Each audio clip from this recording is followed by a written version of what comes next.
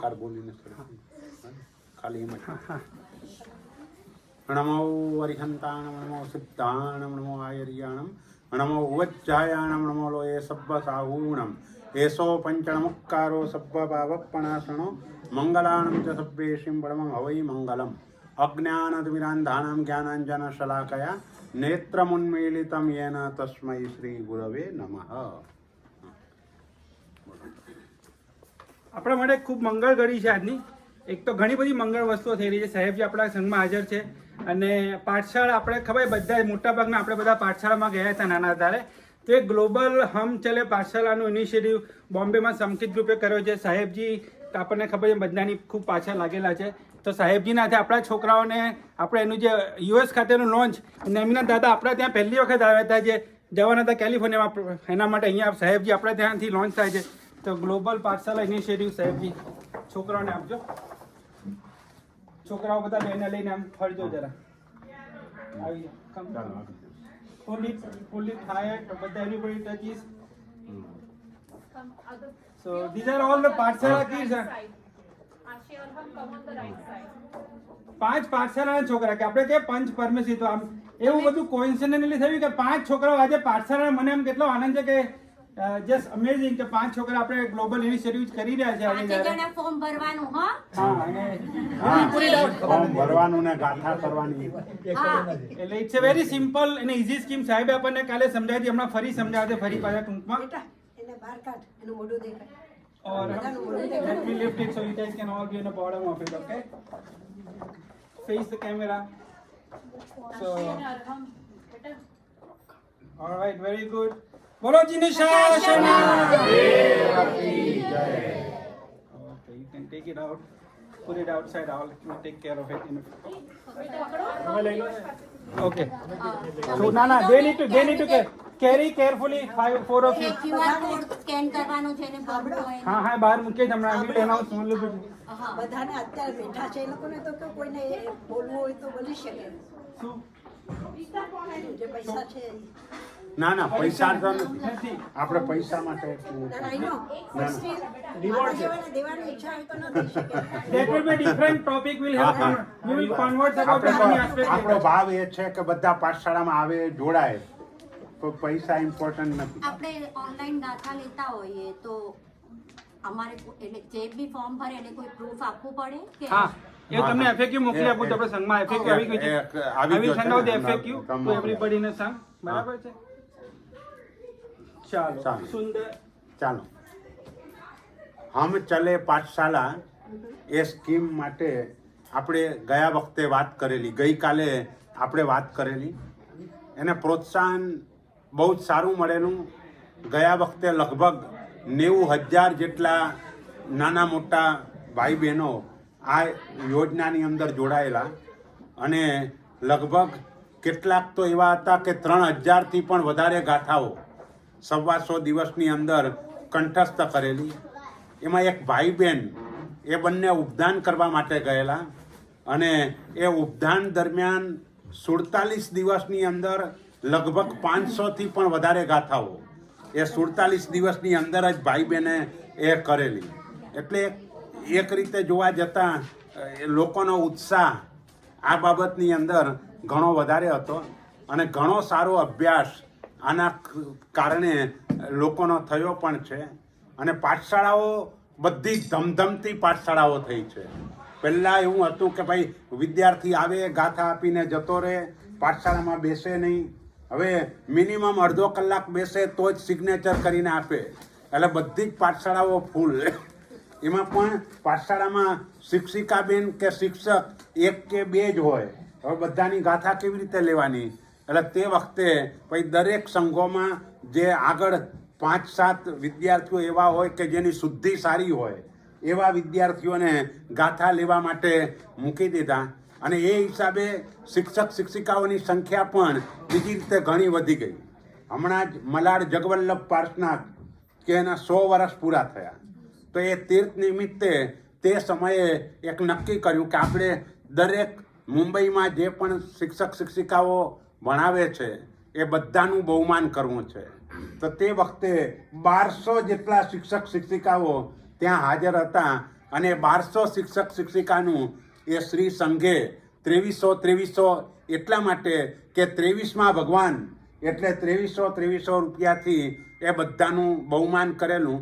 એટલે રકમ તો જુદી વસ્તુ છે, પણ 1201 સાથે મળ્યા એટલે એકબીજાનો ઉત્સાહ ને એ બધો એ બાબતમાં વધતો ચાલે. એવી રીતે અહીં મોટા ભાગે યુએસમાં ગાથા ગોખવાનો કોન્સેપ્ટ નથી, મોટા ભાગે સમજવાનું. કારણ કે તમારે ત્યાં પાઠશાળા જ મહિનામાં 1 કે 2 દિવસ હોય, એટલે મોટા ભાગે સમજ ને એ વધારે અપાય છે. અને એ પણ જરૂરી છે, એ પણ ઘણું સારું છે.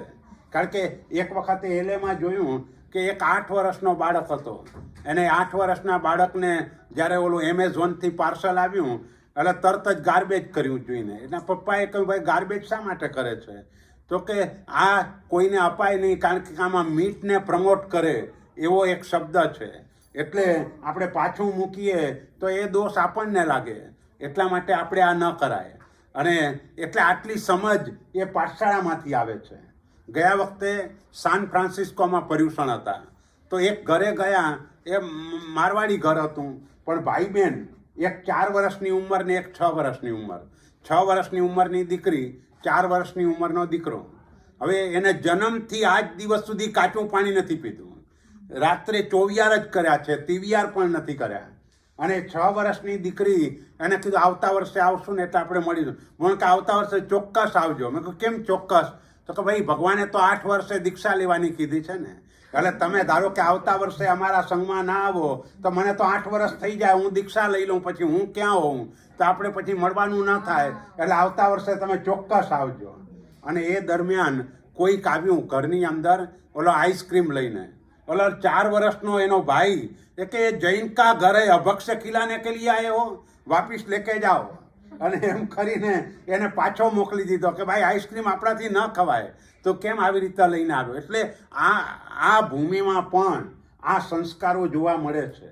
અને આ સંસ્કારોમાં ભલે માતા પિતાનો પણ ચોક્કસ ફાળો હોય, પણ માતા પિતાનો જેટલો ફાળો છે એટલો જ ફાળો સંઘની પાઠશાળાઓનો છે. સંઘની પાઠશાળાઓમાં આવું સરસ મજાનું વાતાવરણ મળે છે. એક એવી જ રીતે એક બાળક હતું, એના ઘરે ગયો, 7 વર્ષનો હશે, મારે જલ્દી મોક્ષમાં જવું છે, મને રસ્તો બતાવો.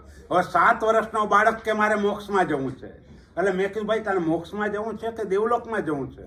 કે દેવલોકમાં જઈને શું કરું? ત્યાં તો રંગ રાગ મોજ મજા એ બધાથી મારા આત્માને શું લાભ થવાનો?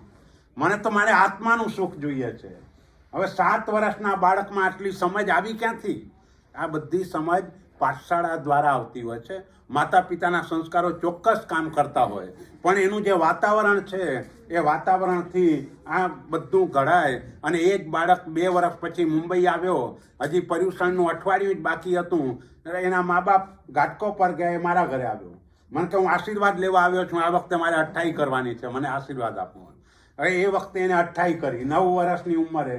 ઓલો 3જો દિવસ થયો અને પાણી જ ન વાપરી શકે, ફોન આવ્યો. મેં કહું શું કરવાનું? કાંઈ નહીં, તમે 27 વખત સંતિક્રમનો પાઠ કરી અને પછી એમને એક બેનને ફોન કરીને મોકલી આપ્યો, તમે જાઓ અને સંતિક્રમથી એ રીતે કરજો. એ બરાબર થઈ ગયું. પછી બરાબર 28 આખી સરસ રીતે એને કરી કે કોઈ પણ સંજોગોમાં પારણું તો નહીં જ કરું, અને એ રીતે એને 28નો તપ પણ કર્યો. એટલે આટલા નાના નાના બાળકો એ પણ સરસ. આપણા સંઘની અંદર જ જુઓ ને, 2 નાના બાળકો મને લાગે 5 પ્રતિક્રમણ થઈ ગયેલા છે. એટલે આટલું સરસ રીતે એ થાય છે. આ બધો જ પાઠશાળાનો પ્રભાવ છે. એટલે પાઠશાળાઓ દરેક જગ્યાએ ધમધમતી થવી જોઈએ. અને એ ધમધમતી પાઠશાળામાં હવે માત્ર બાળકો નહીં પણ બધા જ જોડાય. આપણે વિચારવાનું એ કે કુમારપાળ મહારાજા, જેના ઉપર 18 દેશની જવાબદારી હતી, તો એ પણ 65 વર્ષની ઉંમરે પોતાના ઘરેથી રાજસભામાં જતા હોય તેવા સમયે પાલખીમાં બેસીને સંસ્કૃત ભણ્યા છે. હવે 65 વર્ષની ઉંમરે આપણા ઉપર તો જવાબદારી જ ક્યાં છે? કાંઈ 18 દેશના બદલે એક ઘરની એ જવાબદારી નથી. ઘરમાંય બધાએ પોતપોતાના કામ વેચી લીધા છે, એટલે ક્યાંય જવાબદારી જેવું છે જ નહીં. તો પણ આપણી રુચિ જે જોઈએ, અભ્યાસની રુચિ, એ રુચિ ઓછી છે. એકચ્યુઅલી એ રુચિ કેળવવાની બહુ જ જરૂર છે. એ રુચિ કેળવાશે, મોટો લાભ એ થશે કે જ્ઞાનાવરણીય કર્મની જબરજસ્ત નિર્જરા થશે. કદાચ આ જન્મમાં નહીં પણ પછીના જન્મમાં પણ એક સયોપસમ બહુ જ કામ લાગવાનો છે. જો કે આ જન્મમાં પણ થાય.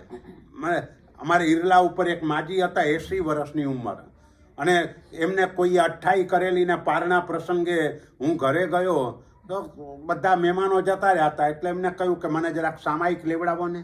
એટલે મેં કહ્યું તમારે આટલી પરાધીનતા 80 વર્ષની ઉંમરે તમારે વહુને કહેવું પડે મને સામાયિક લેવડાવો? તો કે હવે શું કરું, હવે મને ક્યાંથી યાદ રહે. હું કહું તમારે કાલથી રોજ પાઠશાળા આવવાનું. અને એમને પાઠશાળા આવવાનું શરૂ કર્યું. પહેલા દિવસે ગાથા ચડે નહીં, બીજા દિવસે ન ચડે, ત્રીજા દિવસે ન ચડે, અઠવાડિયે માંડ એક ગાથા થઈ. પણ ધીમે ધીમે કરતાં એનો ક્ષયક્ષમ વધતો ગયો, કારણ કે જેમ તમે ગોખતા જાઓ એમ જ્ઞાનાવરણીય કર્મ તૂટતું જાય. લગભગ 2 વર્ષની અંદર એના પંચ પ્રતિક્રમણ કંઠસ્થ થઈ ગયા. છેલ્લે પક્ષી ચોમાસી સંવત્સરી પ્રતિક્રમણ પણ જાતે કરતા થઈ ગયા, અને એ રીતે થઈ ગયું. પણ આમાં શું છે, આપણું એક લક્ષ્ય જોઈએ, મારે આ કરવું છે, બસ એ લક્ષ્ય હોય તો ઓટોમેટિક તમારો એ નિમિત્તનો ક્ષયોપશમ સહજ રીતે જ થતો હોય છે. એટલે આપણે બધાએ લક્ષ્ય નક્કી કરવાનું. હું તો તમને ઘણી વખત કહું છું કે વધારે નહીં, રોજની ખાલી 2 લાઈન પણ કરો તો એ વર્ષમાં કેટલું થઈ જાય. તમે વર્ષની 200 દિવસ પણ કરો તો એ 400 લાઈન થાય એટલે 100 ગાથા થઈ. અને 100 ગાથા થઈ એટલે પહેલા વર્ષે નવકારથી વંદિતતા સુધી થયું, બીજા વર્ષે 2 પ્રતિક્રમણ પૂરા થયા, ત્રીજા વર્ષે પંચ પ્રતિક્રમણ થઈ જાય, 3 વર્ષમાં પંચ પ્રતિક્રમણ થઈ જાય. માત્ર 200 દિવસ અને રોજની 2 લાઈન, બસ આટલું જો તમે નક્કી રાખો ને તો પણ આ થઈ જાય. પણ આપણું લક્ષ્ય નથી એ બાજુ. ક્ષયોપશમ છે પણ એ તરફનો પુરુષાર્થ નથી. એ પુરુષાર્થ જો કરીએ તો ચોક્કસ લાભ થાય. આપણે કંઈ ટીપે ટીપે સરોવર ભરાય, કાંકરે કાંકરે પાળ બંધાય. બસ આ એના જેવું છે કે ધીમે ધીમે કરીને પણ આપણને બહુ જ લાભ થશે. આપણે શ્રાવક જીવન એના અંગેના આપણે 13 ગુણો જોયા. 14મા નંબરનો જે ગુણ છે એ છે સુપક્ષયુક્ત. સુપક્ષ એટલે અહીંયા પક્ષનો અર્થ પરિવાર કરવાનો. પક્ષ એટલે પખવાડિયું પણ થાય, પણ અહીં પક્ષનો અર્થ પરિવાર, સારો પરિવાર. તમારે શ્રાવક જીવન સારી રીતે પાડવું હોય તો પરિવાર પણ સારો જોઈએ. જો પરિવાર સારો ન હોય, તમારી ઈચ્છા હોય પણ પરિવાર સાથ જ ના આપે, તો તમે સારી રીતે નિયમોનું પાલન કે એ ન કરી શકો. તો આવો પરિવાર મળે કેવી રીતે? તો એના માટે પણ શાસ્ત્રોમાં બતાવ્યું કે તમે જૈના ધર્મનું સુંદર રીતે પાલન કરો. જે પહેલા વ્રતનું સારી રીતે પાલન કરે એને કહ્યા ગરો પરિવાર મળે, અથવા બીજી ભાષામાં કેવું હોય તો અવંચક પરિવાર. અવંચક એટલે પરિવારનો કોઈ સભ્ય તમને ક્યાંય ઠગે નહીં, ક્યાંય તમારી સામે જરા જેટલું પણ જૂઠ ન બોલે, બધું જ તમારી અનુકૂળ થઈને જ રહે. એવા પ્રકારનો પરિવાર એ પહેલા વ્રતના પાલનથી આપણને મળતો હોય છે. જેમ પહેલા વ્રતના પાલનથી નિરોગી શરીર મળે, એમ પરિવાર પણ આવા જ પ્રકારનો આપણને મળે. એટલે અને આજકાલ આ થોડુંક અઘરું એટલા માટે થઈ ગયું છે કે આપણા લગ્નો એ બધા એવી રીતના થવા લાગ્યા કે જેની અંદર સામાજિક વ્યવસ્થા કે કંઈ નથી. એટલે એમાં થોડુંક આ કઠિન થવા લાગ્યું છે. પણ સારો પરિવાર એ જો હોય, પહેલાંના સમયમાં શું હતું કે મુંબઈ જેવા શહેરની અંદર લોકો ચાલીઓમાં રહેતા હતા, તો ચાલીમાં પણ ધર્મ સહજ રીતે પડાતો હતો. ચાલીમાં પણ ઓલો 14ના દિવસે દાંતણ કરવા બેસે તો કે ભાઈ આજ 14 છે, તને ખબર નથી કેમ દાંતણ લઈને બેઠો? એટલે એને ન કરવું હોય તો એકાશનું કરવાનું આવે. ચાલો બજારમાં શાકભાજી લેવા જાય, કેમ આજે શાક લેવા નીકળ્યો? એ અતિથિ છે, આવી રીતે ના ચાલે. એટલે શરમા શરમીથી પણ દાક્ષિણ્યતાથી પણ ધર્મ થતો હતો. આજના દિવસે ફ્લેટ સિસ્ટમ, એટલે ઘરના બધાના દરવાજા બંધ, એટલે કોઈ અંદર શું કરે છે કંઈ ખબર જ ન પડે. એટલે કોઈ એકબીજાને ધર્મમાં સહાયક થવું હોય તો પણ ન થઈ શકે. એટલે સારો પરિવાર, બસ આપણો જે પરિવાર હોય એ પરિવારને શરૂઆતથી જ ધર્મ ગમે તે રીતે આપણે એની જોડે પ્રયત્ન કરાવવો જોઈએ. અને એ રીતે જો થાય તો પછી આગળ જતાં આપણને બધી જ રીતે ધર્મમાં અનુકૂળ થાય. અંતિમ અવસ્થા આવે તેવા સમયે પણ એ ગુરુ મહારાજને શોધીને લાવે. ગુરુ મહારાજ ન મળે તો યુટ્યુબ ઉપરથી પણ શોધી કાઢે કે ભાઈ છેલ્લા સમયે કઈ આરાધના કરવાની છે, અને એ શોધીને પણ આપણને આરાધના કરાવડાવે. તો કારણ કે અત્યારે મોટા ભાગે આ સમય એટલો ભાગદોડનો ટાઈમ છે કે ભાગદોડના ટાઈમની અંદર કયા માણસનું ક્યારે શું થઈ જાય એ કંઈ જ ખબર નથી પડતી. એટલે તેવા સમયે જો સમાધિ પૂર્વકનું મૃત્યુ વગેરે થાય એવા સંતાનો પણ જો મળી જાય તો પણ કામ થઈ જાય. એટલે આપણો પરિવાર આવો હોવો જોઈએ. જો પરિવાર પ્રતિકૂળ હોય તો એ જબરજસ્તી કરે. વડીલો હોય તો એ શું કરે, કુળદેવી એ બધાને પહેલેથી માનતા આવ્યા હોય એટલે ભાઈ ના ભાઈ કુળદેવીનો દીવો તો કરવો જ પડશે, આ દિવસે ગોત્રજ તો જાળવી જ પડશે. આમ જોવા જઈએ તો સમ્યક દર્શનમાં અતિચાર રૂપ છે. વિતરાગ મળ્યા પછી આપણને બીજા કોઈની જરૂર નથી, પણ તેમ છતાંય અમુક વ્યવહાર ધર્મના કારણે પણ આપણે આ બધી માન્યતાઓ સ્વીકારવી પડે છે. એનું કારણ એ છે કે પરિવાર એવો છે, આખો પરિવાર સમજતો નથી. એટલે ક્યાંક પણ નુકસાન થોડું પણ થયું તો તરત જ પરિવારના વડીલો એ કહેશે જો ભાઈ આ વખતે ગોત્રજ ન જાળીને એટલે આ તકલીફ આવી, નહીંતર આ તકલીફ ના આવત. હકીકતમાં આવું કાંઈ હોતું નથી. ત્યાં આપણું સત્વ એ જ કામ કરે છે. એટલે પરમાત્મા આપણને વિતરાગ પરમાત્મા મળ્યા પછી આપણે ક્યાંય જવાની જરૂર નથી. જે કોઈ પણ ગ્રહો, આ બધા જ ગ્રહો હંમેશા આપણને અનુકૂળ થઈ જ જાય. ઓમ ગ્રહાશ્ચંદ્ર સૂર્યાંગારક, મોટી શાંતિની અંદર આપણે આ પાઠ બોલીએ છીએ તો એ બધા જ ગ્રહો પણ આપણને અનુકૂળ. એટલે ભગવાનના ચરણોની અંદર આ બધા જ ગ્રહો છે. તમે ભગવાનની સેવા કરો એટલે ગ્રહો પણ અનુકૂળ થઈને જ તમને લાભ કરે. ક્યાંય પણ પ્રતિકૂળતા એ કદાપી ઊભી ન થાય. પણ આપણોમાં જે શ્રદ્ધા જોઈએ એ શ્રદ્ધા નથી. એટલે આપણે એ ગ્રહ નિવારણ માટે જુદા જુદા પૂજનો કરવા લાગ્યા. ઓરિજિનલ આપણું શાંતિ સ્નાત્ર અને સિદ્ધચક્ર મહાપૂજન એ જ છે. એના બદલે આજે જાત જાતના પૂજનો આપણે કરવા લાગ્યા. કારણ શું? આપણા સત્વની ખામી. બસ આપણા સત્વની ખામીના કારણે હું આ પૂજન કરીશ તો આ ગ્રહ મને અનુકૂળ થઈ જશે, મને આ ગ્રહ નડે છે. કોઈને કંઈ નડતું નથી. બધાને માત્ર પોતાના કરેલા કર્મો જ નડે છે. અને એ કર્મોમાં પણ ગમે તેવા કર્મોનો ઉદય થાય તેવા સમયે સમતા નામનો પુરુષાર્થ આપણા પોતાના હાથમાં છે. તે સમયે આપણને સમતા રાખતા કોઈ રોકી શકતું નથી. પણ તેમ છતાં પણ સમતા મોટા ભાગે રહેતી હોતી નથી. તે વખતે દુર્ધ્યાન થાય અને દુર્ધ્યાનથી પાછો આત્મા દુર્ગતિમાં ચાલ્યો જાય. જે કર્મ ભોગવી રહ્યો છે તેવા સમયે નવા કર્મો વધારે બાંધે અને એ રીતે પોતાના સંસારને જીવો વધાર્યા કરે છે. એટલે આ બધી પ્રેરણા એ જો સારો પરિવાર હોય તો સહજ રીતે જ આપણે ત્યાં શાસ્ત્રોમાં એમ કહેવામાં આવ્યું, શ્રાદ્ધ વિધિ ગ્રંથમાં એમ કહેવામાં આવ્યું, શ્રાવકની દિનચર્યાની અંદર કે આપણા ચોવિયાર થઈ જાય ત્યાર પછી જિનાલય દર્શન કરવા જઈ અને પ્રતિક્રમણાદિ આવશ્યક ક્રિયાઓ તે કર્યા પછી આખો પરિવાર સાથે બેસે અને ધર્મની કથા કરે. આજે આખો પરિવાર સાથે બેસીને ચેનલો જોતો હોય તો એ ન ચાલે.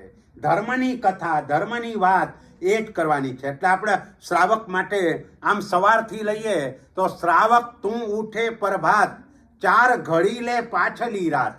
4 ઘડી, 1 ઘડી એટલે 24 મિનિટ, 4 ઘડી એટલે 96 મિનિટ. એટલે અહીં તમારે બોસ્ટનમાં અત્યારે 5 વાગ્યામાં સૂર્યોદય થઈ જાય છે. 5:15 ગણ્યો, 6 વાગે તો નવકારસી આવી જાય. એટલે 5:15નો સૂર્યોદય ગણો તો એની 96 મિનિટ પહેલાં ઉઠી જવાનું. 96 મિનિટ પહેલાં એટલે કેટલો? 1.5 કલાકથી પણ વધારે ટાઈમ થયો. એના પહેલાં ઉઠી જવાનું. એટલે લગભગ 3:30 પોણા 4ની વચ્ચે એ ઊભા થઈ જવાનું છે. અને ઊભા થઈને હું કોણ, ક્યાંથી આવ્યો, મારું કર્તવ્ય શું, આ બધી વિચારણા કરવાની. અને દેહ ચિંતા જે પણ હોય એ બધું પતાવીને એક સામાયિક અને એક પ્રતિક્રમણ કરવાનું. એ થઈ ગયા પછી જિનાલય દર્શન કરવા જવાનું. ત્યાર પછી નવકારસીનું પચ્ચખાણ પાડવાનું. નવકારસી વાપર્યા પછી જીનવાણીનું શ્રવણ કરવા માટે જવાનું. જીનવાણીનું શ્રવણ કરી આવી અને પરમાત્માની અષ્ટપ્રકારી પૂજા કરવા માટે જવાનું. મધ્યાહ્ન કાળે એ અષ્ટપ્રકારી પૂજા કર્યા પછી આહાર ગ્રહણ કરવાનો. આહાર ગ્રહણ કર્યા પછી વામકુક્ષી કરવાની. અને વામકુક્ષી કર્યા પછી આપણા વ્યવસાય માટે બહાર જવાનું. બોલો કેટલા વાગે જવાનું થાય? લગભગ 1:30 કે 2 વાગે વ્યવસાય માટે જવાનું. અને પાછું ક્યારે આવી જવાનું? તો કે સૂર્યાસ્તની 48 મિનિટ બાકી હોય ત્યારે વાપરી લેવાનું. એટલે એની બીજી 48 મિનિટ પહેલાં ઘરે આવી જવાનું. 96 મિનિટ પહેલાં જેમ જાગવાનું એમ સૂર્યાસ્તની 96 મિનિટ બાકી હોય એના પહેલાં ઘરે આવી જવાનું. અને એટલે એટલો જ ટાઈમ તમારો જે વ્યવસાય કરવાનો ટાઈમ આટલો જ હોય, આનાથી વધારે ન હોય. આજકાલ જોબ બધાની મિનિમમ 8 કલાકની થઈ ગઈ અને 8 કલાકની જોબમાં આવવા જવાનો ટાઈમ ગણો તો 10-11 કલાક આ રીતે જ આપણા પસાર થઈ જાય તો થાય શું? ધર્મ પુરુષાર્થ ગૌણ થઈ જાય. અને એનાથી પણ આગળ વધીને આપણા જે સંતાનો હોય એ સંતાનોને પણ બીજાને સાચવવા આપવા પડે. આપણે જોબ કરવી હોય તો શું થાય? અમુક ટાઈમ તમે કદાચ મહિનો, 1.5 મહિનો, 2 મહિના રજા મળતી હોય, પણ એટલો ટાઈમ થયા પછી ઘોડિયા ઘર કો કે તમે જે કહેતા હો તે એને ત્યાં કને મૂકીને જોબ કરવા જાય તો એ સંસ્કારો કયા આવે? જેની પાસે મૂક્યા હોય એ જે હોય એ સંસ્કારો બાળકમાં આવે. એટલે સ્ત્રીઓએ એમ જોવા જઈએ તો અર્થોપાર્જન માટે જવાનું જ નથી, પણ જવું પડે છે. એનું કારણ શું છે? તો કે એનું કારણ આપણે આપણી જરૂરિયાતો ઘણી બધી વધારી દીધી છે, માટે આપણે અર્થ પુરુષાર્થ ત્યાં વધારે કરવો પડે છે. હકીકતની અંદર આ કંઈ જ કરવાની આવશ્યકતા નથી. વધારે ધર્મ જ કરવા યોગ્ય છે, કારણ કે આ માનવ જન્મ 20 કરોડ સાગરોપમ જેટલા ટાઈમમાં 48 વખતથી વધારે વખત મળતો નથી. અને એમાં પણ આપણો મોટા ભાગનો સમય જો આમાં જ ચાલ્યો જાય તો પછીનું શું એ વિચાર કોઈ દિવસે કોઈ કરતું નથી. આપણે બધા પણ આપણા શરીરની ચિંતા કરીએ એના કરતાં 100મા ભાગની પણ આત્માની ચિંતા કરતા નથી. 100મા ભાગની પણ આત્માની ચિંતા થાય તો પણ કામ થઈ જાય. એટલે આપણો પરિવાર આવા પ્રકારનો જોઈએ, સારો જોઈએ. અને સારો પરિવાર એ આપણે એના તરફ પૂરતું ધ્યાન આપીએ. અને આપણે ત્યાં તો એટલું સારું છે કે આવી સંઘની વ્યવસ્થા છે. એક વખતે કોઈ જિનાલય આવે, આખા બધા કલ્યાણ મિત્રોનો સંપર્ક થાય અને એ કલ્યાણ મિત્રો એકબીજાને આરાધનાની અંદર આગળ વધારે. એ આપણા માટે તો હજુ આ એક સરસ મજાનું એક કાર્ય છે. બીજા ધર્મવાળાઓ કે આવી રીતે એ મળે નહીં, એટલે કલ્યાણ મિત્રોની સોબત પણ ન થાય એટલે એને કેટલું મોટું નુકસાન થાય. આપણે તો પંચસૂત્રમાં કહીએ છીએ, કલ્યાણ મિત્ર ગુરુ ભગવંત વયણાઓ. કલ્યાણ મિત્ર એવા ગુરુ ભગવંતો એ પણ આપણને પ્રાપ્ત થયા. અને એના વચન એટલે કે એ પણ વચન એમનું પોતાનું હોતું નથી. જે ગુરુ ભગવંતો બોલે એ બધું જ શાસ્ત્રોને નજર સામે રાખીને ભગવાને જે કહ્યું છે એ જ વાત. હા, આજના કાળના દ્રષ્ટાંતો જુદા જુદા આપે એ જુદી વાત છે, પણ મૂળ વાત તો જે ભગવાને કહી હોય એ જ હોય. એમાંથી જરા પણ આડું ન હોય, કારણ કે સમજે છે પાપ નહીં કો ઉત્સુત્ર ભાષણ જીસ્યો. ભગવાનની આજ્ઞાથી વિપરીત એક શબ્દ પણ બોલાઈ ગયો તો મારો અનંત સંસાર વધી જશે. જેમ ભગવાન મહાવીરના જીવે મરીચીના ભવમાં, એ કપિલ, અહીં પણ ધર્મ છે ને ત્યાં પણ ધર્મ છે, માત્ર આટલી પ્રરૂપણા કરી એનાથી પોતાનો 1 કરોડ સાગરોપમ જેટલો સંસાર વધારી દીધો. એમ આપણા મહાત્માઓ હંમેશા શાસ્ત્રને નજર સામે રાખે, ભગવાનની આજ્ઞાને નજર સામે રાખે. આપણે બધા ભગવાનને માનીએ છીએ, પણ ભગવાનની આજ્ઞાને માનીએ છીએ? સૌથી પહેલાં આપણે આપણા આત્માને એ પ્રશ્ન કરવાનો છે. ભગવાનને માનીએ છીએ માટે ભગવાનના દર્શન કરીએ છીએ, ભગવાનની પૂજા કરીએ છીએ. એની અષ્ટપ્રકારી પૂજા પણ ઉલ્લાસપૂર્વક કરીએ છીએ. જ્યારે પણ ગિરનારની 99 પ્રકારી પૂજા ભણાવવાની હોય કે મોટું કોઈ પૂજન ભણાવવાનું હોય, એમાં પણ આનંદ આવે છે, પણ ભગવાનની આજ્ઞામાં આનંદ છે કે નહીં? કારણ કે ભગવાને જે 36 કર્તવ્યો બતાવ્યા એમાં પહેલું કર્તવ્ય એ છે મનઃ જીણાણમ આણમ. ભગવાનને માનવા એમ નહીં, પણ ભગવાનનું માનવું.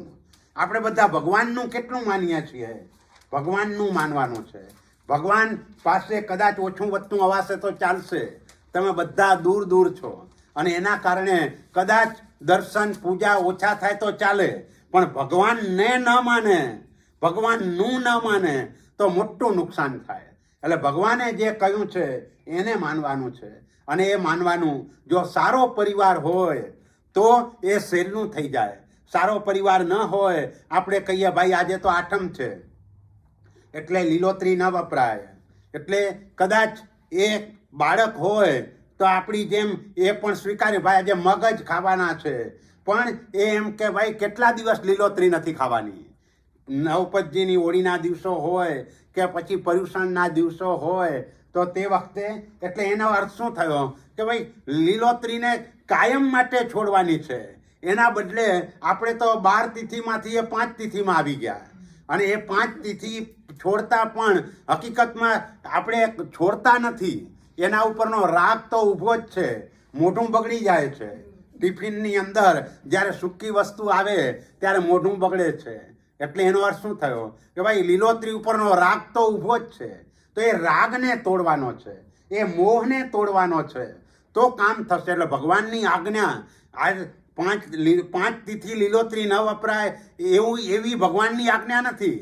ભગવાનની આજ્ઞા તો છે કાયમ માટે ન વપરાય, પણ આપણું સત્વ નથી એટલે આપણે 12માંથી 5માં આવી ગયા. એટલે એનો અર્થ એમ નથી કે બાકીના દિવસે ખવાય.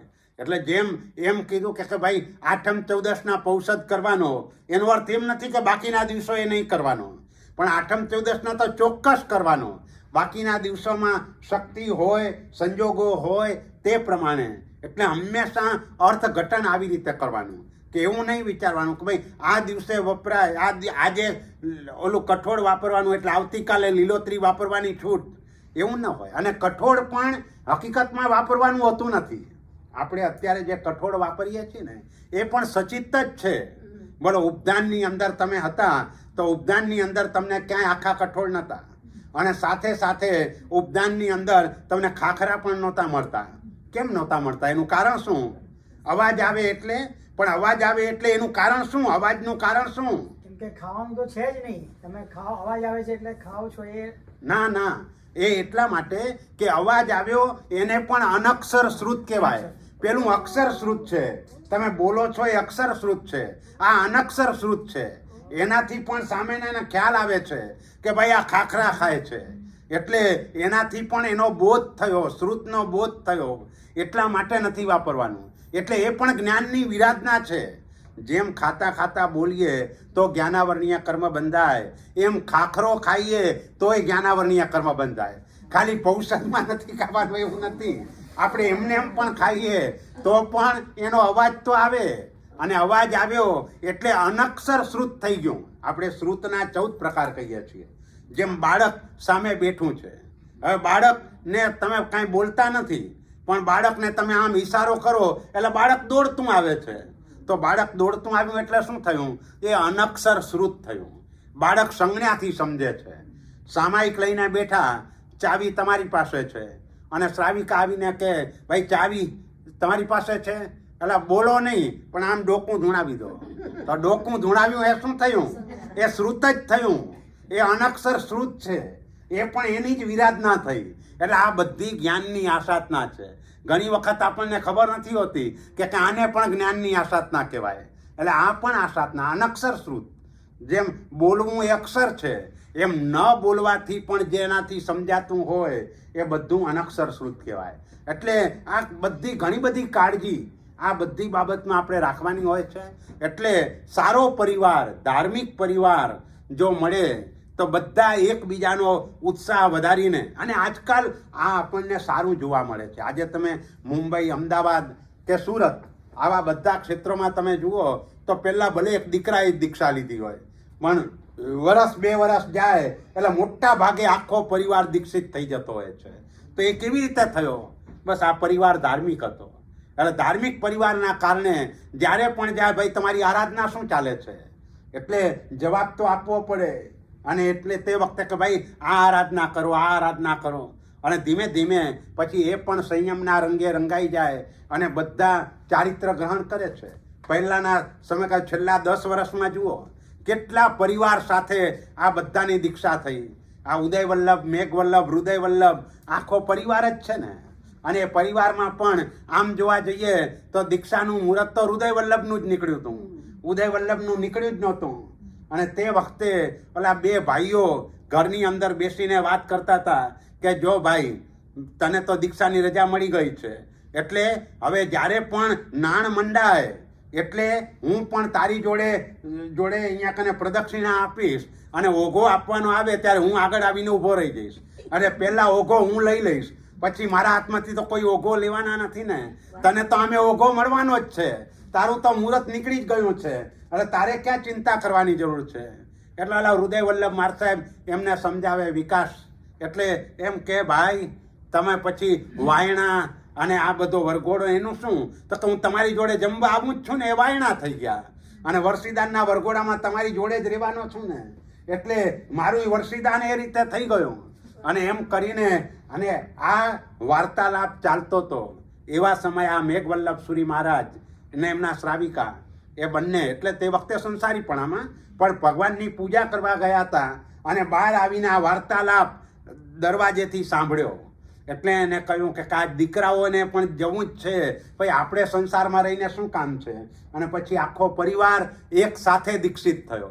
એટલે આ કેવા બીજ સારો પરિવાર હોય તો એ સારા પરિવારનો આ કેટલો મોટો લાભ છે. એટલે 14મા નંબરનો શ્રાવકનો ગુણ એ કે શ્રાવક સારા પરિવારવાળો હોય અને એનાથી એનો શ્રાવક ધર્મ સહેલાઈથી પાડી શકાય. અને એમાં એનો પરિવાર બરાબર ન હોય તો શું નુકસાન થાય એની કથા અહીં પ્રભાકર અને જીનમતી એની અહીં કથા કહે છે. તો એમાં એમ કહે છે કે પુંડવર્ધન નામનું નગર અને એમાં દિવાકર નામના શ્રેષ્ઠી, એની જ્યોતિષમતી નામની પત્ની અને એનાથી પ્રભાકર નામનો પુત્ર થયો. આ બધા જ બૌદ્ધ ધર્મી હતા. આ બૌદ્ધ ધર્મ એટલે ક્ષણિકવાદને માને. બૌદ્ધ ધર્મ એટલે શું? બધું ક્ષણિકવાદ. ક્ષણિકવાદ એટલે એનો અર્થ બીજી રીતે જોવા જાવ તો શું થયો કે ધારો કે હું તમારી પાસેથી મારા કામ માટે 5 લાખ રૂપિયા લઈ ગયો અને હવે તમે જ્યારે મારી પાસે માગો ત્યારે હું કહું કે ભાઈ મેં તમારી પાસેથી લીધા જ નથી, કારણ કે તે વખતના અમિતભાઈ જુદા અને અત્યારના અમિતભાઈ જુદા. પર્યાય તો સમયે સમયે બદલાયા કરે છે. એટલે ક્ષણિકવાદને જ માને. એટલે લગ્ન કર્યા એ વ્યક્તિ જુદી અને ભોગ ભોગવ્યા એ વ્યક્તિ જુદી. આ બૌદ્ધ દર્શન એની માન્યતા. એટલે ક્ષણિકવાદને સ્વીકારે. આપણે પણ ક્ષણિક માનીએ પણ પર્યાયથી ક્ષણિક, દ્રવ્યથી નહીં. દ્રવ્યથી નિત્ય અને પર્યાયથી ક્ષણિક. જૈન દર્શનની માન્યતા એ લોકો શું કે ભાઈ ઉપન્ને ઈવા વિગમે ઈવા ત્યાં અટકી જાય. જૈન દર્શન કે ના ભાઈ આ બે જ નહીં, વિગમે ઈવા નહીં, ધુવે ઈવા પણ જોઈએ. દ્રવ્યથી આપણે બધા કાયમ છીએ, સ્થિર છીએ. એટલે આ રીતે બૌદ્ધ દર્શન એની અંદર આ પરિવાર હતો. હવે આ પરિવારની અંદર આ વેપાર માટે પ્રભાકર એક વખતે હસ્તિનાપુર નામની નગરી કે જેની અંદર પરમાત્માના ઘણા કલ્યાણકો થયા છે, જ્યાં આપણે વર્ષી તપના પારણા આદિ પ્રસંગે ત્યાં જઈએ છીએ.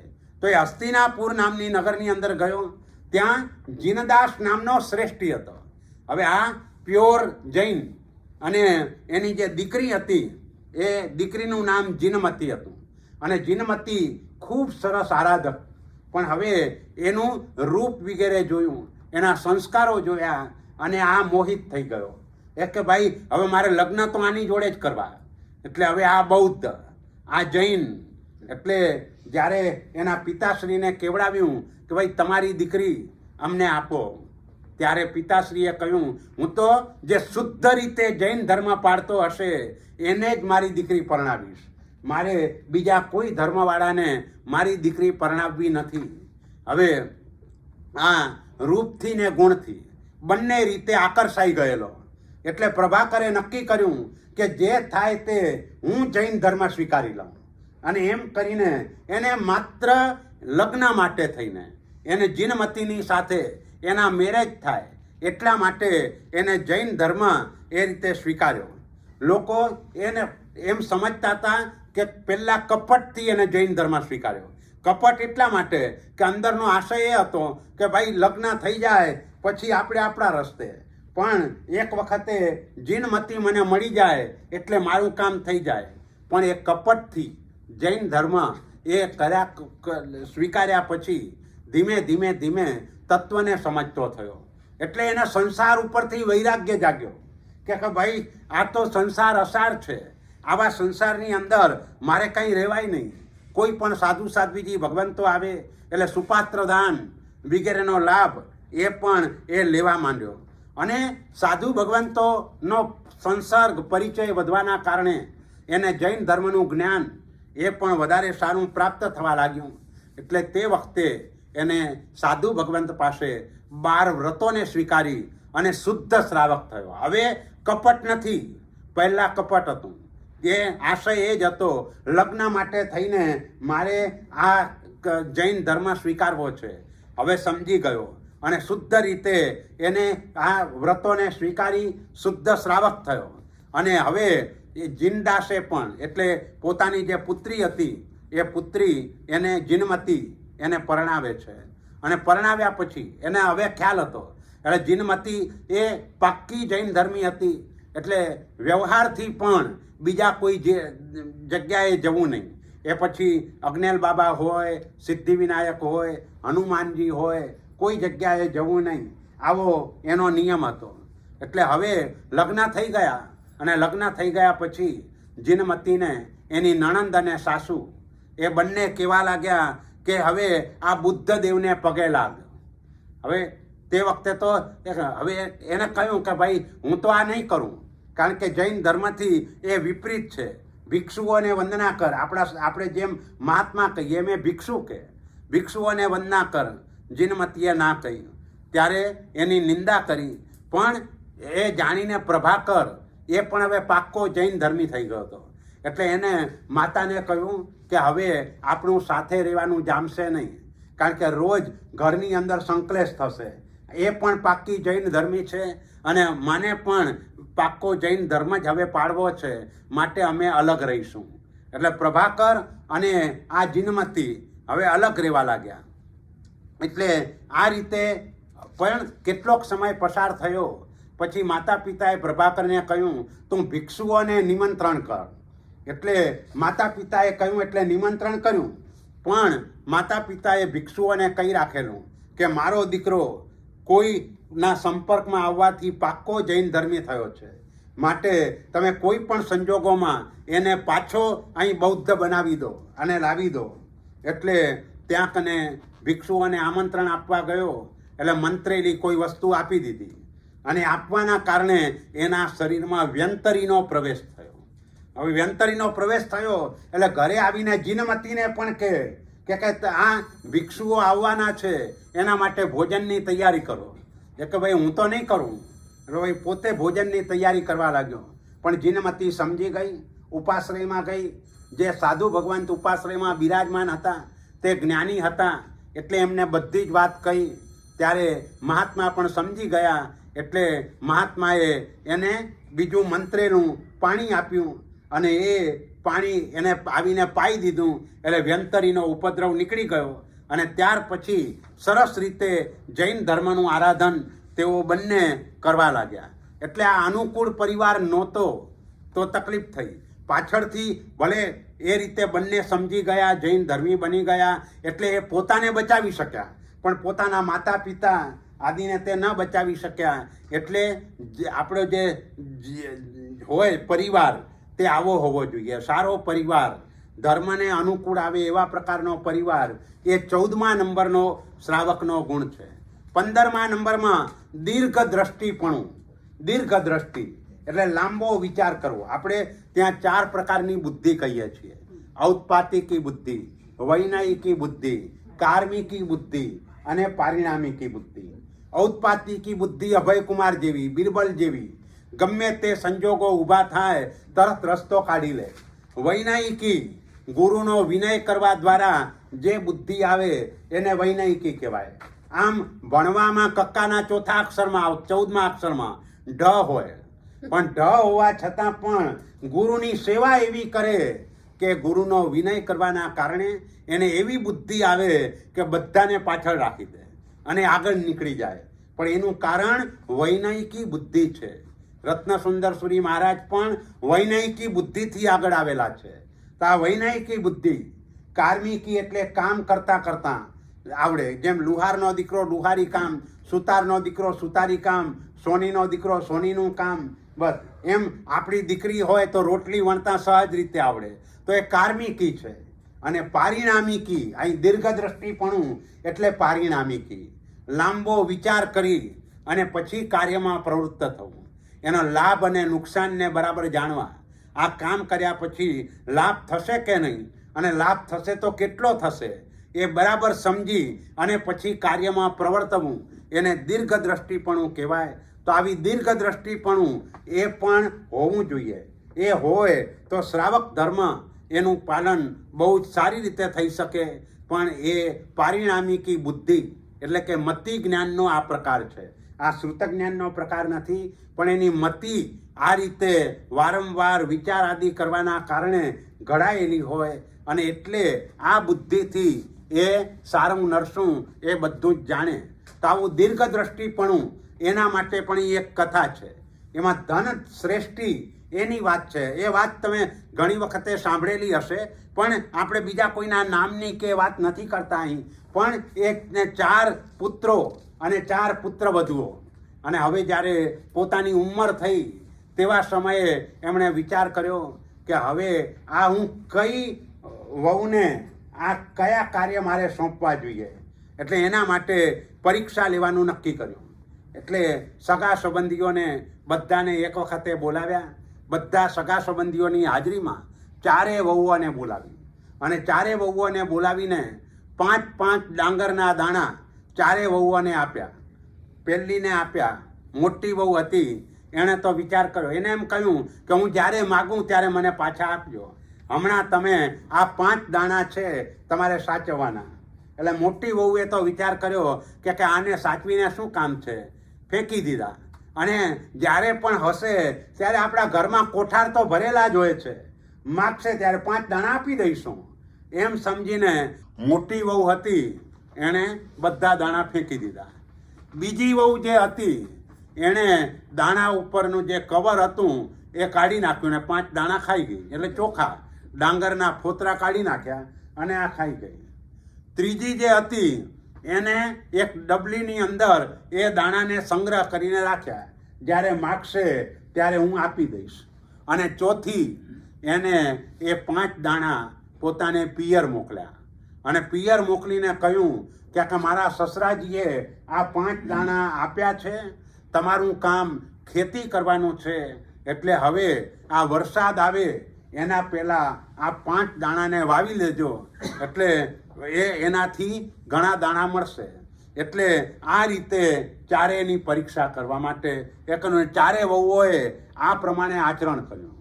હવે 5 વર્ષ પછી પાછા આ પિતાશ્રીએ બધા સગા સંબંધીઓને બોલાવ્યા અને એની હાજરીમાં 4 વહુઓને પણ બોલાવી અને બધા પાસે દાણા પાછા માગ્યા. એટલે પહેલી એને તો કીધું ભાઈ હું તો જે હોય તે મને સાચી વિગત જણાવજો. એટલે પહેલી વહુએ તો કહી દીધું ભાઈ મેં તો ફેંકી દીધા. એટલે સસરાજીએ કહ્યું ભાઈ આનું કામ આવું જ છે, તો એને ઘરની અંદર ઝાડુ ફટ્ટા કરવાનું કામ આને સોંપો, કારણ કે એમાં કાંઈ વાંધો નથી. એટલે એનું નામ જ ઉજ્જીકા પાડવામાં આવ્યું. ઉજ્જીકા એટલે ફેંકી દેવું, બસ એ ફેંકી દે. એટલે ઝાડુ ફટ્ટા ને એવા કામ એને તે વખતે સોંપી દીધા. પછી બીજી વહુ તો એને જ્યારે કહેવામાં આવ્યું ત્યારે એને રાંધવું, દળવું, પીસવું એ કામ એને સોંપ્યું, કારણ કે ખાઈ ગઈ હતી. એટલે ખાઈ ગઈ એટલે આ સાચવીને તો રાખે છે. એટલે ઘરની અંદર જે પણ અનાજ વગેરે છે એને જે પણ જરૂરિયાત હશે એ પ્રમાણે કોઠાર ભરીને સાચવી રાખશે. એટલે એ રીતે એને એ કામ સોંપવામાં આવ્યું. પછી ત્રીજી વહુ જે છે એને ઘરનો ભંડાર સંભાળવા માટે આપ્યો, કારણ કે એને જે દાણા હતા એ દાણા પોતાની ડબ્બીમાં સાચવી રાખેલા. એટલે સાચવણ એનામાં છે, માટે પૈસાની તિજોરી, રત્નો, સોનું, ચાંદી, આ બધા જે દાગીના હોય એ બધાને એ રીતે સાચવવાનું કામ એને ત્રીજી વહુને આપ્યું. અને ચોથી જે હતી એને મુખ્ય અધિકાર, આખા ઘરનો બધો જ મુખ્ય જે વહીવટ છે, મર્યાદા, એ બધું એને સોંપ્યું. એટલે આ રીતે પેલીએ બધાનો ત્યાગ કર્યો. એટલે પેલીનું નામ ઉજ્જીકા, બીજીનું નામ ભોગવતી, કારણ કે 5 દાણા ખાઈ ગઈ એટલે ભોગવતી. ત્રીજી રક્ષિકા, એને દાણા સાચવીને રાખ્યા. અને ચોથી રોહિણી, એ નામથી આ રીતે પ્રસિદ્ધ થયા. એટલે દીર્ઘદ્રષ્ટિપણું. પોતાના જે વડીલ હતા એ વડીલના મનમાં ચિંતા થઈ, ભાઈ મારું આયુષ્ય તો હમણાં પૂરું થઈ જશે, ભાઈ ઘરનો વહીવટ કોને કેવી રીતે સોંપવો. તો આ રીતે એક ઉપાય કરીને બધાને 5 દાણા આપી અને નક્કી કર્યું કે આ વહીવટ આવી રીતે સોંપવાથી આગળ ઘર આપણું બરાબર ચાલશે. પહેલાં આવી કસોટીઓ ઘરની અંદર થતી હતી. આજે આપણે કરી શકીએ એમ પણ નથી. કોઈને કાંઈ કહી શકાય એવી સ્થિતિ પણ આજના, પહેલાં તો કોઈ સાથે રહેવા જ તૈયાર નથી. એટલે આજની પરિસ્થિતિ આખી જ બદલાઈ ગઈ છે. એટલે 15મો ગુણ જે આપણે કયો, એ 15મો ગુણ કયો? દીર્ઘ દ્રષ્ટિપણું. બોલો, પહેલો ગુણ અક્ષુદ્ર, બીજો ગુણ, હા, ત્રીજો, ચોથો લોકપ્રિય, 5મો અક્રૂર, 6ઠ્ઠો પાપ ભીરુ. બોલો, 6 માંથી આપણામાં કેટલા? એ આપણે વિચારવાનું. આ એટલા માટે છે, ભલે અત્યારે તમે સાંભળ્યું, પણ આપણે વિચારવાનું કે આપણે આજે જે 18 ગુણ સુધી જે વાત કરી, 15 ગુણ સુધી જે વાત કરી, એ 15 માંથી ખરેખર આપણામાં કેટલા છે? નથી તો બાકીનાને લાવવા માટેનો પ્રયત્ન કરવાનો. બોલો, 6ઠ્ઠો, 7મો અસઠ, 8મો દાક્ષિણ્યતા, 9મો લજ્જાળુ, 10મો દયાળુ, 11મો મધ્યસ્થ, 12મો ગુણાનુરાગ, 13મો સત્કથી, 14મો સુપક્ષયુક્ત. સુપક્ષ એટલે સારો પરિવાર, સારા પરિવારથી યુક્ત. અને 15મું દીર્ઘ દ્રષ્ટિપણું. તો આ 15 ગુણની વાત આજે આપણે કરી, અને આવતીકાલે આપણે બાકીના ગુણની પણ વાત કરીશું, અને એની સાથે સાથે બીજી પણ વાત આપણે આવતીકાલે કરીશું. બરાબર? હવે કોઈના બોલો, ક્વેશ્ચન હોય તો બોલો. 4 પ્રકારની જે બુદ્ધિ કીધી એ જરા ફરીથી કહી. ઔત્પાતિકી, એ અભયકુમાર અને બિરબલ જેવી. જેમ અત્યારના કેવું હોય તો કુમારપાળભાઈ જેવી, કુમારપાળ વી શાહ જેવા, કે સંકટ દેશ ઉપર આવે એવા સમયે કયા ટાઈમે કેવી રીતે આ સંકટનું નિવારણ કરવું, તરત જ એક કોઠાસૂઝ. આપણા MBA ભણેલા પણ એ ન કરી શકે, એ બધી વ્યવસ્થા એ કરી શકે. તો એ ઔત્પાતિકી. પછી વૈનયિકી, ગુરુનો વિનય કરવાથી જે બુદ્ધિ આવે, એ આ ગુણ માટે એવું કહેવાય છે કે જ્યારે પણ તમારો વિનય ગુણ વધતો ચાલે, અને આમ વિનય ગુણ વધે એટલે પરિણામ શું આવે? તો કે તમને કોઈક વખતે કોઈક બાબતમાં ધારો કે શંકા થઈ, હવે તમારે એનું સમાધાન મેળવવું છે. તો એ સમાધાન મેળવવા માટે તે વખતે તમારા હાથમાં જે પુસ્તક આવે, અને પુસ્તકનું કોઈ પણ પાનું ખોલો, એ પાના ઉપર તમારું સમાધાન હોય. આને વૈનયિકી બુદ્ધિ કહેવાય. જ્યારે વિનય તમારો પરાકાષ્ઠાએ પહોંચે એટલે આ સિચ્યુએશન આવે, ગમે તે પાનું ખોલો, ગમે તે પુસ્તકનું, પણ તમારું સમાધાન ત્યાંથી મળી જાય. એટલે એનો અર્થ શું થયો? કે માત્ર ભણવાનું નહીં, પણ જે બીજી રીતે પણ એનો અર્થ તમને બેસી જાય. બાબત આખી બીજી જ હોય પુસ્તકમાં, પણ તમે વાંચો એટલે તમારા સંદર્ભમાં સમજાય. આવો વિનય ગુણ ગૌતમ સ્વામીનો જે અદ્ભુત કક્ષાનો વિનય ગુણ હતો, કે ક્યારે પણ ભગવાનની હાજરીની અંદર પોતે જ્ઞાનનો ઉપયોગ મૂક્યો નથી. હંમેશા બાળકની જેવા જ રહ્યા છે. ભગવાન કે ભાઈ તે આનંદ શ્રાવક સાચો હતો, તું ખોટો છે. કે ભગવાન તેમ છે, જાઉં મિચ્છામી દુક્કડમ આપી આવું. એ વખતે વિચાર નહીં, ભાઈ હું તો 50,000 શિષ્યોનો ગુરુ, અને એ પણ કેવલી શિષ્યોનો ગુરુ, તમારો પહેલો શિષ્ય, અને એક શ્રાવકના ઘરે મિચ્છામી દુક્કડમ આપવા હું કેવી રીતે જાઉં? આવો કોઈ વિકલ્પ નહીં. ભગવાને કહ્યું તું ખોટો છે, તો હા ખોટો છું. તરત જ ઉપડી ગયા શ્રાવકના ઘરે, જઈને મિચ્છામી દુક્કડમ આપી આવ્યા. એટલે આવો અદ્ભુત કોટીનો વિનય, એ વૈનયિકી. કાર્મિકી, કામ કરતા કરતા આવડે, એને કાર્મિકી કહેવાય. આપણે કંઈ કામને શીખવે. તમે જે વ્યવસાયમાં હો, શરૂઆતમાં ઓછું હોય, પણ જેમ તમે કામ કરતા જાઓ, એમ બુદ્ધિનો વિકાસ થતો જાય, અને એમ એ કાર્યની અંદર માણસ આગળ વધતો જાય. પછી એ કામ ગમે તે હોય. તમે કોઈ સોફ્ટવેર બનાવતા હો તો એ શરૂઆતમાં આંટી ઘૂંટી લાગે, પણ ધીમે ધીમે ધીમે તમને એનું બધું સમજાતું જાય ને થઈ જાય. અને પારિણામિકી એટલે દીર્ઘકાળનો વિચાર કરી અને કામમાં પ્રવૃત્તિ કરીએ, એ પારિણામિકી. બોલો બીજા. જે તમે કહો છો વિચારવાનું આપણામાં છે કે નહીં, પણ વચ્ચે વચ્ચે આમ છે એવું લાગે છે પણ સાતત્ય નથી દેખાતું. હા નહીં એટલે સાવ નથી એવું નથી પણ સાતત્ય નથી હોતું. હા એટલે સાતત્ય નથી એટલે એનો અર્થ એ કે એટલો ઉપયોગ આપણો ઓછો છે. કારણ આપણું સાતત્ય નથી એનું એક કારણ એ છે કે આપણે સાંસારિક જવાબદારી લઈને બેઠેલા છીએ, એટલે આપણને આના કરતાં પેલું ઇમ્પોર્ટન્ટ વધારે જણાય છે અને પેલું કામ એને આપણે આગળ પ્રધાનતા આપીએ છીએ, એટલે એ તરફ આમ તરત ઉકેલ લાવવાનો પ્રયત્ન થાય અને અહીં ચાલશે એટલે 2 દિવસ 4 દિવસ પછી આના માટે વિચાર કરે. પહેલાંને આપણે પ્રધાનતા આપી દીધી.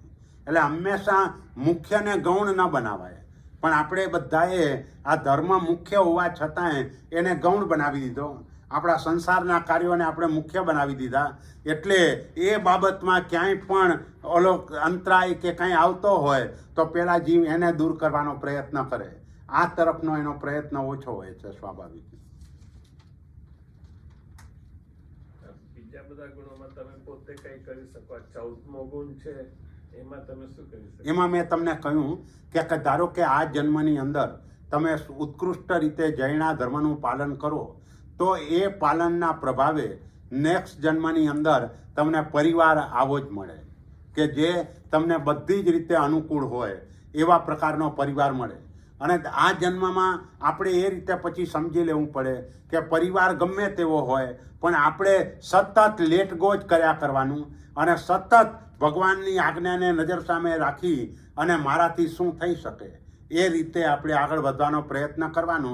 બીજા આપણને માન ના આપે, આપણા માટે ગમે તેમ બોલ્યા કરે તો પણ એના તરફ લેશ માત્ર પણ દુર્ભાવ આપણે કરવાનો નહીં, કારણ કે એ જીવ પણ કર્મથી પરવશ છે એમ સમજીને એની તરફ રાખવાનું, તો પણ આપણે એ રીતે આગળ વધી શકાય. બોલો છે બીજા? જીવને જવાનો માર્ગ કેટલા? જીવને જવાના માર્ગ કેટલા અને કઈ ગતિમાં જઈ શકે? નહીં, જીવને એમાં શું છે કે ગતિ તો 4 છે, પણ એ 4 ગતિમાંથી જીવ જ્યારે પણ પોતાનો સામાન્ય નિયમ આપણા માટે એવો કે આપણું જેટલું આયુષ્ય છે એના 2 ભાગ પસાર થઈ જાય અને 3જા ભાગની શરૂઆત હોય તે સમયે બાંધી શકે આગામી ભાવનું. ધારો કે તે વખતે ન બંધાયું તો એનો 3જો ભાગ, એનો 3જો ભાગ, એનો 3જો ભાગ, એમ કરતાં કરતાં છેલ્લી ઘડીએ પણ જીવ આયુષ્ય બાંધી શકે. અને જે પ્રકારનું આયુષ્ય બંધાય તે પ્રકારની જ મતિ એને છેલ્લા સમયે આવીને ઊભી રહે અને એ મતિ પ્રમાણે એની ગતિ તે ભવની અંદર જાય. એટલે સામાન્ય રીતે 4 ગતિ અને યોનિની અપેક્ષાએ જોવા જઈએ તો 84 લાખ યોની, તો એ અનુસાર એની મતિ થાય. જેમ 12 ગામ જવા માટે આપણે બેગ તૈયાર કરી હોય તો જે છેલ્લું કપડું મૂક્યું હોય એ પહેલું નીકળે, એમ આ ભવનો છેલ્લો વિચાર એ આવતા ભવનો પહેલો વિચાર, અને એ રીતે આપણી પછી ત્યાં પણ ચાલે. લેસ્યા એ પ્રમાણે આગળ આપણી ચાલે. માર્ગ તમે બોલ્યા, માર્ગ પણ એ દ્વાર કઈ કઈ જગ્યાથી જીવ જઈ શકે? હા કઈ જગ્યાએથી. હા એટલે મસ્તકેથી પણ જાય કે પગથી પણ જાય. જો ઉપરથી જીવ જાય તો એની ઉર્ધ્વ ગતિ કહેવાય, નીચેથી જીવ જાય તો એની અધોગતિ થાય. કારણ કે પગમાંથી જીવ ગયો તો એ મોટા ભાગે નરક ગતિમાં જનારો હોય, એવી રીતે ઘૂંટણથી ગયો તિર્યંજ ગતિમાં જવાવાળો હોય, નાભીથી ઉપરથી ગયો મનુષ્ય ગતિમાં, એવી રીતે લલાટ વગેરે ભાગેથી જાય તો દેવ ગતિમાં, અને અહીંથી જો બરાબર ઉપર જાય તો સિદ્ધ ગતિ. એ રીતે પણ આજના દિવસે એ તો સંભવિત નથી, કારણ કે અહીંથી ડાયરેક્ટ મોક્ષે જવાતું નથી. એટલે એકદમ બરાબર મધ્ય ભાગથી તો જીવ જવાનો નથી. એટલે આપણે એમ સમજ કે નાભીથી ઉપરના ભાગેથી જીવ ગયો તો એની ગતિ સારી, નાભીથી નીચેના ભાગમાંથી જીવ ગયો તો એની ગતિ ખરાબ. અને ખબર એવી રીતે પડે કે તે અંગો ખોટા થતા જાય પહેલેથી. એટલે ઘણાનું પહેલું નીચેનું શરીર ખોટું થાય અને પછી ઉપરનું શરીર થાય, તો એનો અર્થ એ કે જીવ ઉપરથી ગયો છે, અને ઉપરનું ખોટું ગયું હોય, ખોટું થઈ ગયું હોય, નીચેથી ચાલુ હોય ને ત્યાંથી જીવ ગયો તો નીચેથી ગયો, એવી રીતે એને સમજાય. આમાં ગામડાઓમાં લોકો કેવી રીતે કરે છે કે જ્યારે પણ અગ્નિ સંસ્કાર કરવાનો હોય અને એ મરદાને લઈને જવાનું હોય ત્યારે એક ઓરડાની અંદર બાજરાની લોટ એને એક થાળીમાં મૂકીને રાખે અને જ્યારે અગ્નિ સંસ્કાર કરીને આવે ત્યારે થાળી જોવા જાય અને એ થાળીમાં જુદા જુદા આકારો હોય. ધારો કે થાળીમાં દેવ વિમાન દેખાય તો એનો અર્થ એ કે વૈમાનિક દેવમાં ગયો છે. થાળીમાં ખાલી લીસોટો દેખાય તો એ સર્પની યોનિમાં ગયો છે એવું કહેવાય. એટલે એ પણ જે આજે જે મોટી ઉંમરવાળા છે એ જાણે છે આ બધું. એ અમે ગામડાઓની અંદર આ જોયું છે કે તમે અગ્નિ સંસ્કાર કરીને આવીને જુઓ એટલે એમાં તમને જુદો જુદો આકાર જોવા એટલે પગ પણ જોવા મળે તો એ કયા પક્ષીના પગ છે એ જાણે તો ખબર પડે કે આ પક્ષીની યોનિની અંદર આ જીવ ગયો છે. એ રીતે પણ ખબર પડે. એટલે જુદી જુદી રીતો એની છે. ચાલો બસ પરમાત્માની આજ્ઞા વિરુદ્ધ બોલે તો મિચ્છામિ દુક્કડમ. શિવમસ્તુ સર્વ જગત પરહિત નિરતા ભવન્તુ ભૂતગણા દોષા પ્રયાન્તુ નાશમ સર્વત્ર સુખી ભવતુ લોકઃ. બોલો શ્રી મહાવીર સ્વામી ભગવાન કી જય.